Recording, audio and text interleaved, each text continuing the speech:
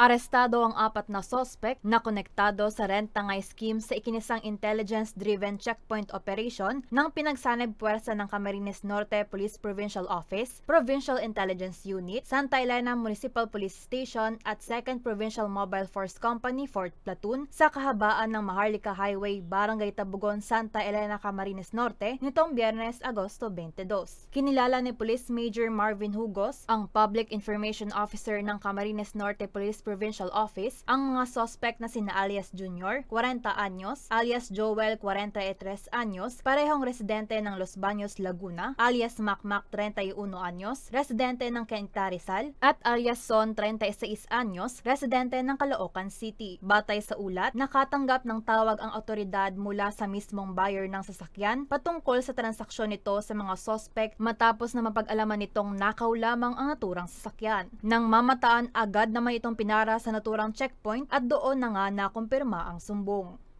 Mapit po sa atin is nagbiktima na siya dati ng December po. Ang mga suspect na ito, nabili niya dati yung isang sasakyan, worth 400,000 na Stargazer din.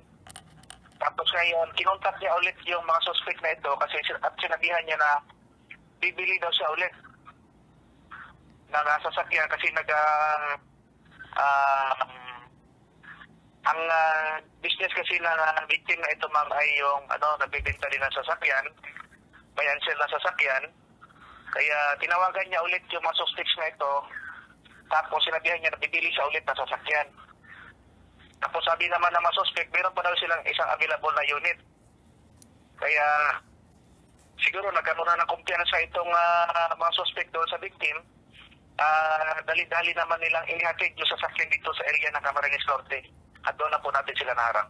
Sa isinagawang pagsuri sa mga dokumento, lumabas na ito ang nawawalang sasakyan na nai-report sa San Jose del Monte City Police Station. Base din sa investigasyon, hiniram lamang ng mga sospek ang sasakyan sa rehistradong may-ari, ngunit hindi na naibalik sa kabila ng paulit-ulit na pakiusap. Agad naman silang inaresto matapos makumpirma ang sumbong.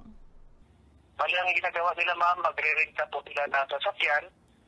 Re-rentahan nila ng mga ilang araw. Katapos ay harapan po nila ito ng buyer gamit ang mga faking dokumento po.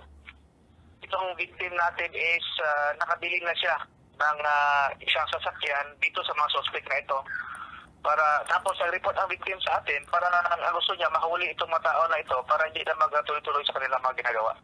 Sa kasalukuyan, nasa kusdiya pa ng Highway Patrol Group Camarines Norte ang 4 na sospek na mahaharap sa kasong carnapping. Paalala naman ng pulisya na maging maingat sa pagbili ng mga sasakyan online at palaging i-check ang mga kalakip nitong dokumento upang hindi mabiktima ng ganitong mga modus. Para sa mga balitang Tatak Bicol, El Yanzon.